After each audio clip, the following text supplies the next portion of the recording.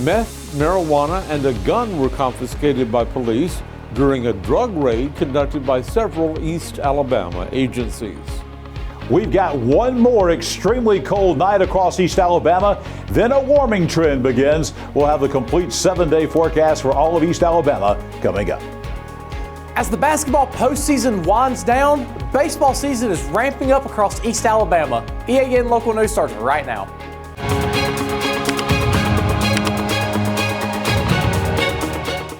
This segment of EAN Local News is brought to you by Oxford Lumber. Come visit us at any one of our 5 locations in Oxford, Roanoke, Talladega, Jacksonville, and Lincoln. Hello, we're glad you could join us. I'm Mike Stedham. 4 people were arrested on various drug-related charges Friday in Ashland following an investigation by several law enforcement agencies. Clay County Sheriff Henry Lambert says his deputies, assisted by the Lineville Police Department, the Ashland Police Department, and the Cleburne County Sheriff's Office, executed a search warrant at an address on Country Club Road in Ashland. The search warrant resulted in the confiscation of methamphetamine, marijuana, drug paraphernalia, and a firearm, and the arrest of 4 individuals. He identified those suspects as Mitchell Wright of Ashland, Brianna Langhorne of Ashland, Courtney Studdard of Ashland, and Antonio Marbury of Goodwater. Wright faces possession of controlled substance charges along with second-degree possession of marijuana, possession of drug paraphernalia, and a weapons charge. Langhorne faces charges of possession of a controlled substance, second-degree possession of marijuana, and possession of drug paraphernalia. Studdard has been charged with possession of a controlled substance and possession of drug paraphernalia, while Marbury faces charges of possession of a controlled substance and possession of the drug paraphernalia. Lambert says his agency's investigation was assisted by the Ashland Police Department, the Lineville Police Department, the Cleburne County Sheriff's Office, the Clay County District Attorney's Office, and the Clay County Rescue Squad.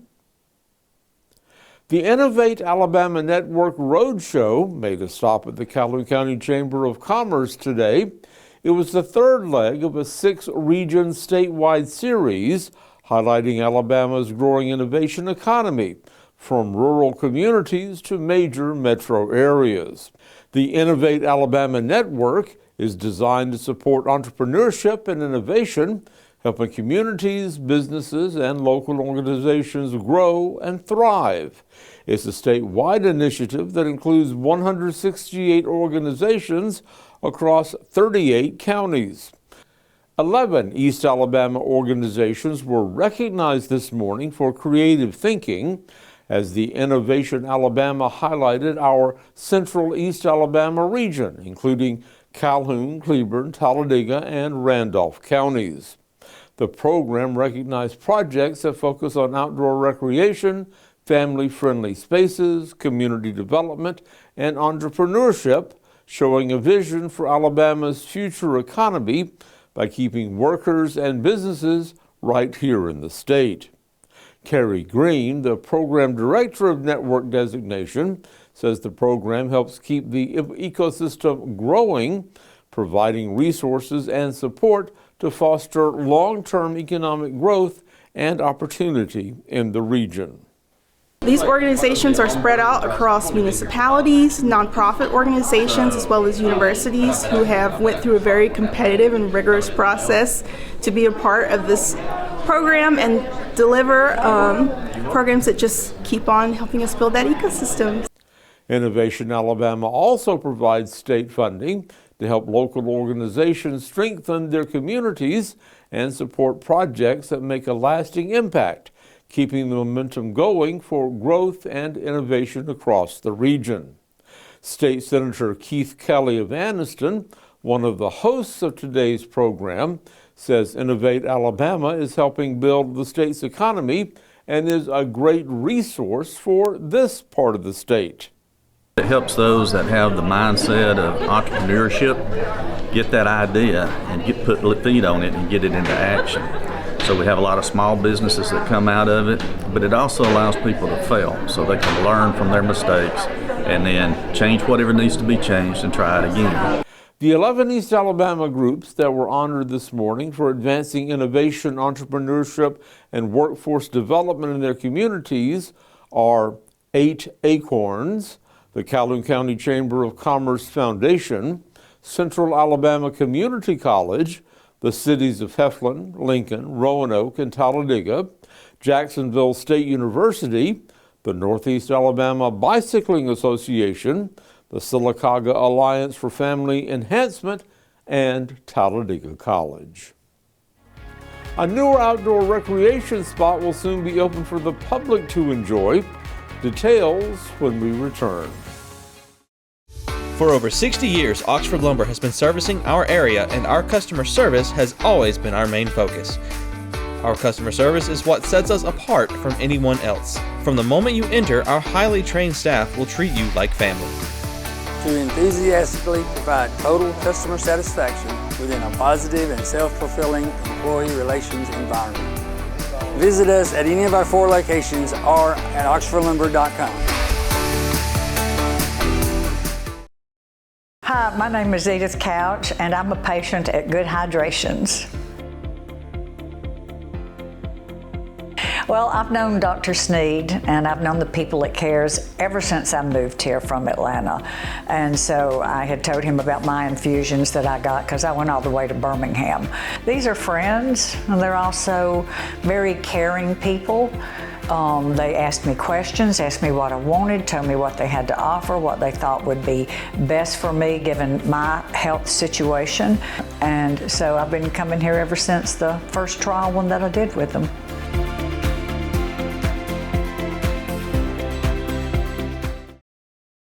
This segment of EAN Mobile News is brought to you by WM Grocery, located in Heflin, Wadowee, Roanoke, and in Piedmont.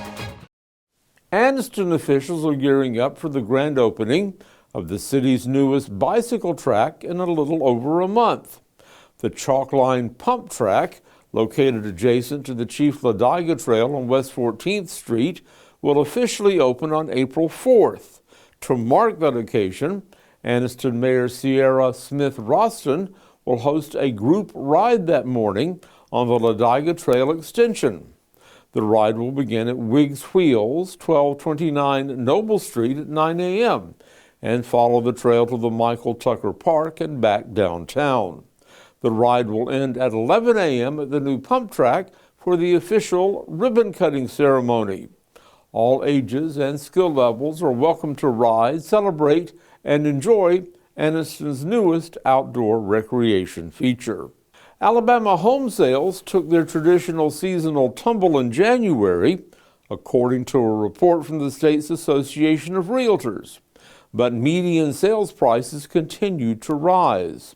The monthly report showed that Alabama had 4,761 home sales in January. That represents a 15% decrease from December and 9.5% fewer than 1 year ago.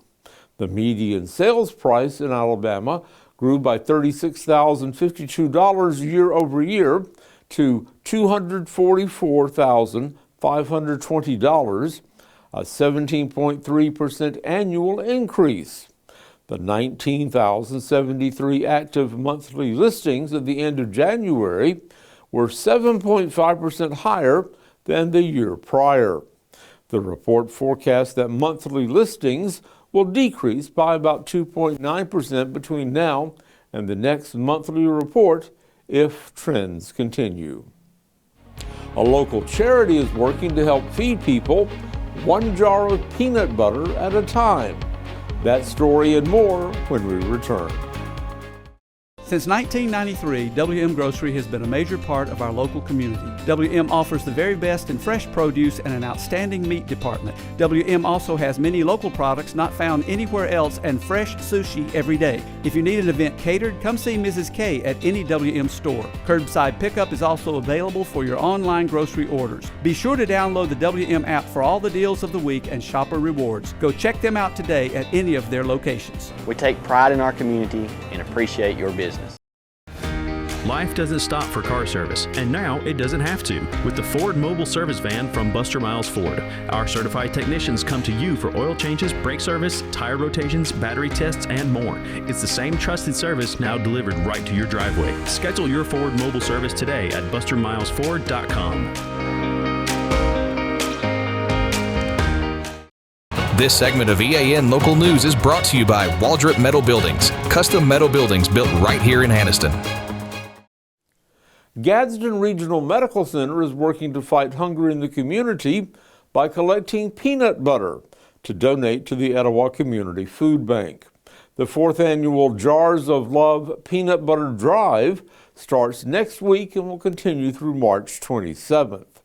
The hospital staff collects peanut butter because it's one of the least donated items, even though it is high in nutritional value and is shelf stable.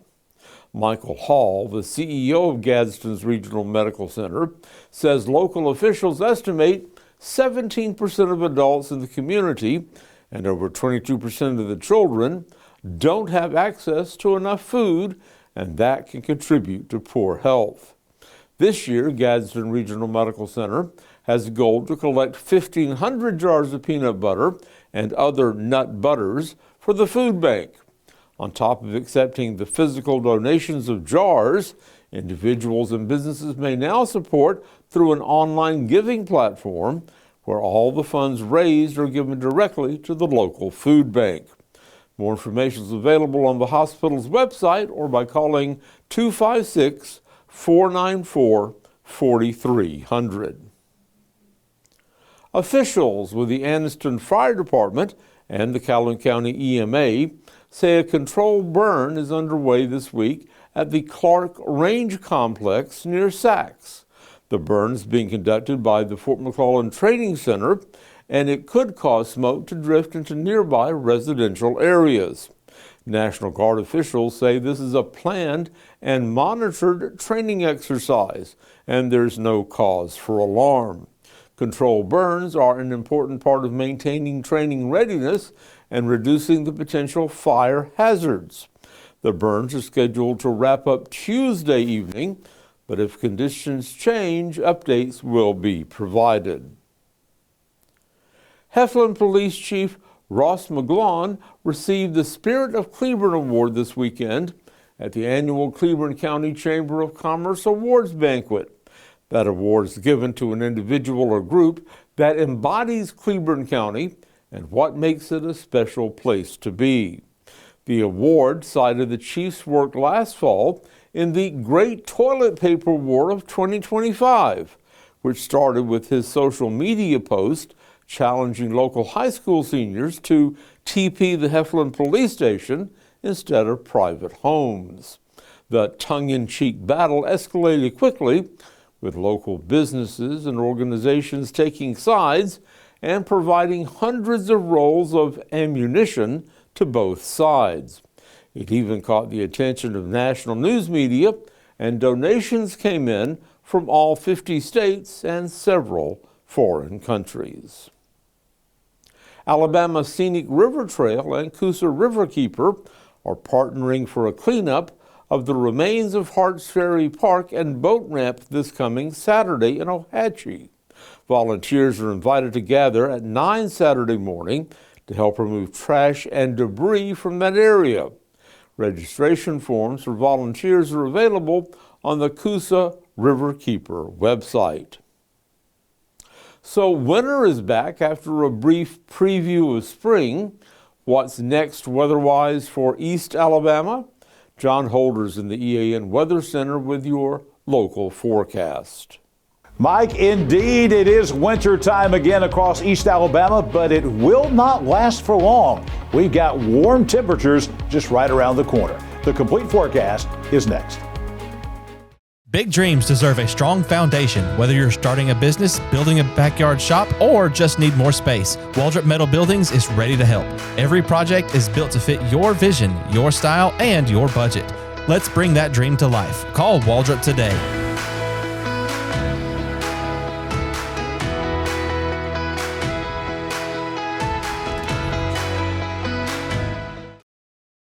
EAN News would like to thank all our commercial sponsors. Go check out our sponsors' links in the description below.